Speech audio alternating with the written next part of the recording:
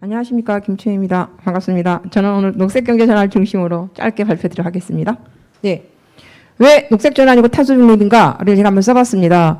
아까 우리 그 영상에도 나왔지만 2019년도 유행했던 텀이 멸종저항이잖아요. 멸종저항. 결국 우리가 녹색전환을 해야 되고 탄소중립을 해야 되는 이유는 멸종을 멸하기 위해서입니다. 멸종을 멸한다는 것은 결국은 인류의 행복을 위해서죠. 미국에 있는 전 세계적 많은 학자들이 조사를 했는데 전 세계적으로 육지에 척추동물 500종 이상이 멸종 직전에 있거든요. 왜 그들이 멸종하냐? 바로 우리 인간의 행위 때문에 멸종하고 있는 겁니다. 근데 이들이 사라지면 우리는 행복할까요? 이들이 있어야지 우리에게 편익도 오는 겁니다. 그래서 우리는 녹색전환을 해야 되는 거죠. 그리고 또 지금 탄소중립이나 이런 말 굉장히 유행하는데 이런 말들이 과연 가치나 철학입니까? 아닙니다. 이거는 그냥 새로운 경제 질서입니다. 새로운 경제 질서고 전 세계 무역에서 탄소라는 새로운 기준이 등장했습니다. 이 예를 보면은 탄소 국경 조정제도, 탄소 발자국, R200 이런 것들이 지금 굉장히 유행하는 텀이 됐는데 이런 것들은 지금 기업이든 시민이든 정부든 탄소 중립하지 않으면 살 수 없다라는 것들을 말할 수 있습니다. 제가 그 안산의 동양피스톤 노동자를 방문했었거든요. 제가 갔던 이유는 사실은 폐기물 때문이었어요. 폐기물 때문이었는데 그들이 저한테 말하기를 기후위기, 탄소 중립 얘기를 하면서 그들이 계약한 회사가 독일 기업인데 그들이 향후 3년 이후부터 새롭게 계약되는 모든 물품들은 탄소 중립을 하지 않은 물품은 받을 수가 없다라고 말을 했다고 합니다. 그러면서 탄소 중립 얘기를 노동자로부터 얘기를 들었을 때 무지 깜짝 놀랐습니다. 그때. 저희가 바이러스를 아까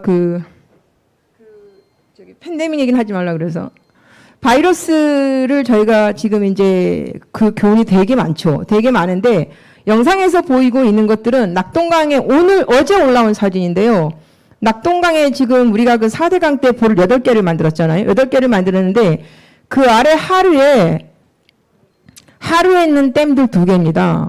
그 합천 하만보, 창녕 하만보 이런 데인데 여기서 지금 드디어 이렇게 지금 녹조가 수문을 개방하지 않았기 때문에 4대강 보건술로 인한 엄청난 녹조가 지금 발발하고 있습니다. 결국은 우리가 바이러스를 가졌던 이유는 뭡니까? 그 생물 다양성을 파괴하고 토지용 패턴을 단일화시켰고 했기 때문인 거죠. 그래서 사실상 다양한 생물 종이 있으면 단일 병원체가 전체적으로 확산되는 것이 방지가 됩니다. 그리고 지금 발생 중인 감염 질병의 75%가 사람과 야생동물 간에 전염되고 있거든요. 근데 많은 그 사람들이 야생동물 거리를 중지하자 이런 얘기를 하는데 사실은 그것도 필요하거든요. 하지만 그것보다 더 중요한 거는 서식지를 보호해야 됩니다. 바이러스의 교훈이 있는데 지금 대부분 사람들이 많이 얘기하는 게 기업과 정부가 지금까지 뭔가를 다 했는데 사람과 자연을 분리해서 정책을 집행했고 기업 경영을 했다고 다들 말하고 있습니다. 다들 반성하고 있습니다. 그래서 우리는 그럼 어떻게 해야 되느냐? 기후, 자연, 인간을 위한 발전이 같은 맥락 속에 구현이 돼야 되는 거예요. 스웨덴에 있는 연구소가 지속가능 발전 목표에 대한 그 상을 그리면서 웨딩 케이크를 만들었더라고요. 웨딩 케이크. 우리가 흔히 알고 있는 거는 환경, 사회, 경제 해서 이게 다 지금 교집합만 얘기하고 있거든요.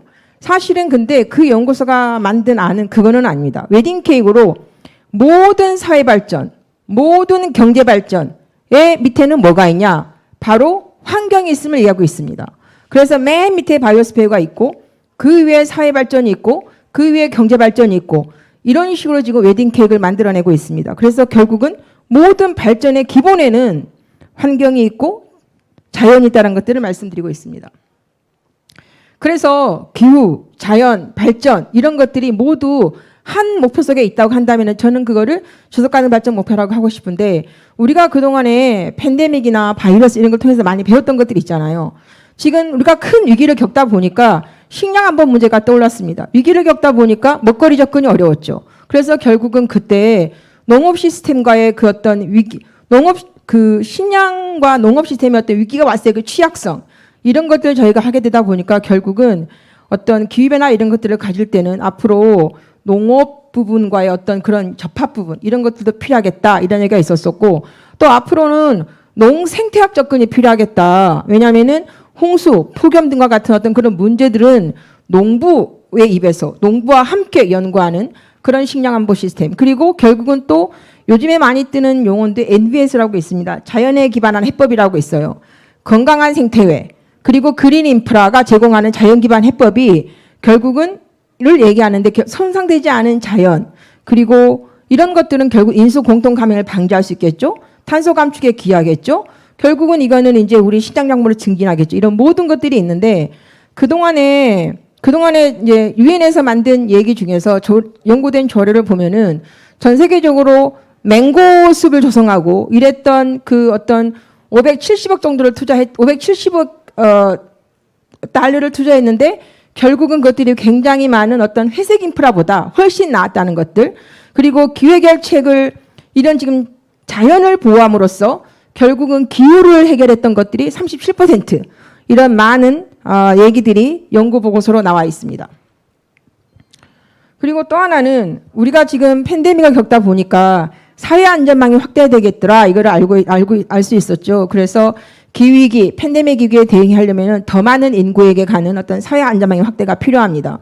재해 예방도 필요합니다. 재해 예방. 그래서 이 재해를 예방을 하기 위해서는 피해를 줄이기 위해서 디지털 기술이나 재원 메커니즘 이런 것들이 도달이 돼야 되는데 누구한테 가야 되냐라고 하면은 가장 끝점에 있는 사람들. 그러니까 그걸 라스트 마일이라고 하던데 라스트 마일 커뮤니티라고 하던데 가장 그 서비스의 끝점에 있는 사람들, 가장 취약 그룹들 이들에게 가야 됩니다. 그래서 우리나라 자료를 한번 찾아보랬더니 전부 연탄 제공하고 기업주하고 그 쪽방에 계시는 분들이 다 사진 찍고 이런 것만 있었죠. 찾을 수가 없었어요. 그래서 제가 지금 저기 있는 사진은 아프리카에 있는 여성들이 직접 그들이 여성 그 앙뚜르푸오녀들인데 그들이 직접적으로 태양광이나 태양에너지 이런 것들을 사업하면서 자기들이 건강도 도모하고 자기들이 교육도 도모하고 이런 사진입니다. 제가 한번 여기 지금 아까 최한별 국장님 계시는데 그럼 기후위기가 있었을 때 그럼 가장 그 최극점에 있는 장애인은 그럼 어떤 위험을 가질 수 있을까? 제가 한번 장에게 여쭤봤어요. 장애인 그룹에. 그랬더니 이런 답이 들어왔어요. 이상기후 발생 대응 능력이 일반적으로 취약한 터이다 보니 더 위험에 처하겠죠. 그래서 기후재난이 발생하면은 구호물품을 이제 낙하를 시킬 텐데 비장애인들은 달려가서 구호품을 받아가는데 그래도 아수라장이죠. 그렇지만 휠체어 장애인은 그 경쟁에서 밀릴 수밖에 없다. 이런 얘기를 했고 또 고전상이나 한파 시에 장애인은 더더욱 사회적 활동이 제한되는데 그래서 집에 머무는 시간이 많게 되겠죠. 그러면은 어쩔 수 없이 그 직장 생활과 사회 생활을 하는 사람들보다 훨씬 많은 전기를 쓸 수밖에 없겠죠. 그러면은 그런 어떤 전기 사용료, 가스소금 사용료 이런 것들이 폭탄 명세세를 받을 수 있다라는 얘기가 들어왔습니다.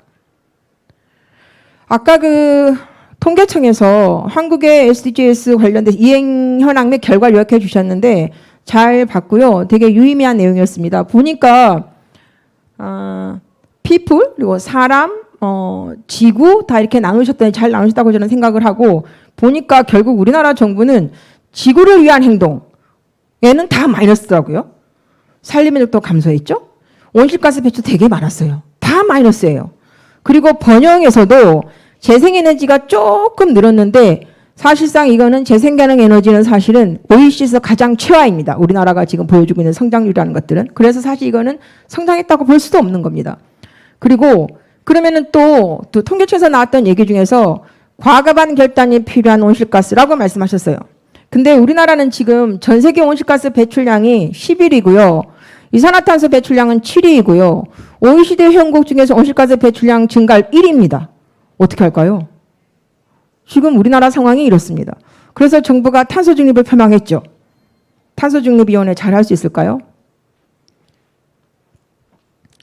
제가 한번 살펴봤는데 이런 거를 잘 하려면 강한 제도나 어떤 좋은 파트너십이 있어야 되겠더라 생각이 들었어요. 그래서 지금 여당의 일부 그 환경운동가 출신의 의원들이 얘기하고 있는 게 있습니다. 원자력과 석탄화력 발전의 그 감축이 돼야 되는데 그러면 결국은 재생에너지는 프로모션이 돼야 되겠죠. 확대가 돼야 되겠죠. 그러려면은 에너지 전환 지원법 같은 것들을 좀 만들어서 이를테면은 지금 삼척과 강릉 안인에 석탄화력 발전소도 지금 지어지고 있거든요. 근데 그 공정률이 많지 않습니다. 그래서 저희가 그들을 좀 폐쇄하게 되는 상황에 가면 그런 곳들을 좀 지원할 수 있는 법안 이런 것들이 있는 거고 독일 같은 경우 보니까 석탄위원회가 있더라고요. 그래서 연구 단위, 정책 단위, 엔조 단위 다 같이 해서 그 시드머니를 조성을 해서 결국은 석탄위원회를 만들어하는 게 있었고 전기요금 정상화 같은 전기요금이 좀 인상이 될 필요가 있는데 저희가 인상을 쓰지 않습니다. 왜냐하면은 사실상 인상이 아니고 전기요금은 너무 낮기 때문에 전기요금이 합리화가 돼야 되겠죠. 그래서 저희가 그런 것들 앞으로 얘기를 많이 하려고 하고 있습니다. 나머지는 보시면 되고요. 주로 기후와 지속가능 발전 목표가 코디네이션이 안 돼 있습니다. 코디네이션이 안 돼 있어. 그래서 그 독일 같은 경우에도 정의로운 전환 계획은 나와 있습니다. 필리핀도 녹색 고용법이 있습니다. 하지만 이런 것들은 어떤 지속가능 발전 목표, 지속가능 발전과 연계가 되어 있지 않습니다. 그래서 이런 것들을 종합적으로 주류화시키기 위한 이런 것들이 필요하고요. 그리고 정책의 정합성도 필요합니다. 정부 어느 부처는 탄소 중립을 얘기하고 어느 부처는 지속가능 발전을 얘기하는데 그 안에 코디네이션이 없어요. 그래서 스리랑카 같은 경우에는 양쪽 간에 워킹그룹을 만들어서 조정을 하도록 하고 있는데 우리나라도 차제에 그런 것도 좀 했으면 좋겠습니다. 저는 여기까지입니다. 감사합니다.